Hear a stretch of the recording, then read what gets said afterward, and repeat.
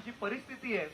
आम्हाला असं वाटलं होतं की लोकसभेची निवडणूक झाली, विधानसभेची झाली, त्यानंतर महानगरपालिकेची निवडणूक होईल, नगरसेवक निवडून येतील, जनतेचा कोणतरी वॉर्डातनं वाली तयार होईल, पण तसं होताना दिसत नाही।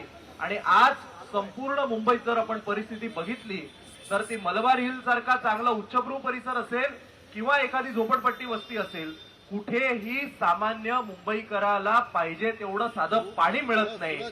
आणि जर देशातली सगळ्यात जास्त पैसे असलेली, तिजोरीत सगळ्यात जास्त पैसे असलेली महानगरपालिका साधं पाण्याचं नियोजन करू शकत नाही, तर या अधिकाऱ्यांना त्यांच्या खुर्चीवर बसण्याचा अधिकार आहे का, हा प्रश्न विचारायला आज आपण सगळे आलेलो आहोत। विभाग प्रमुख अनिल परब साहेबांच्या नेतृत्वाखाली याच वॉर्ड ऑफिसवर 2 महिन्यापूर्वी शिवसेनेच्या आपल्या सगळ्या पदाधिकाऱ्यांना घेऊन आपण असाच एक मोर्चा काढला होता। आपण मोर्चा काढतो, मोर्चा काढल्यानंतर 7-8 दिवस प्रेशर खाली हे लोक थोडीफार सगळी व्यवस्था नीट करतात। 8व्या दिवसापासून परत एकदा जैसे थे। स्लमच्या लोकांना वाटतं पाणी हे बिल्डिंग मध्ये जाते, बिल्डिंगच्या लोकांना वाटतं पाणी हे कमर्शियल कॉम्प्लेक्सला जाते, आणि या सगळ्या पाण्याच्या प्रॉब्लेममुळे सकाळी सकाळी उठल्यावर प्रत्येक मुंबईकराची सकाळच खराब होत नाही तर संपूर्ण दिवस खराब होतो।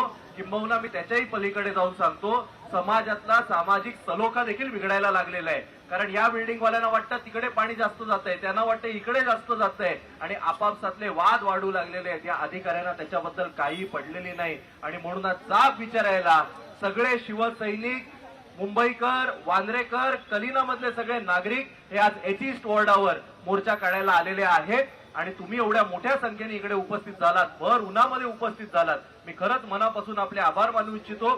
मी परत एकदा सगळ्यांना सांगू इच्छितो की आज आपण या मोर्चाच्या माध्यमातून एक शेवटचा जाब यांना विचारणार आहोत, नाहीतर पुढची आंदोलनाची जी दिशा असेल ती वरिष्ठ नेते, मग परब साहेब असतील, आदित्य ठाकरे साहेब असतील, हे सगळे मिळून सांगतील। आणि मग मात्र या अधिकाऱ्यांना खुर्ची सोडा, यांच्या घराच्या देखील बाहेर पडू देणार नाही, अशी अवस्था ही आपण केल्याशिवाय राहणार नाही, एवढंच मी सांगतो। आणि अनिल परब साहेबांना विनंती करतो की त्यांनी मार्गदर्शन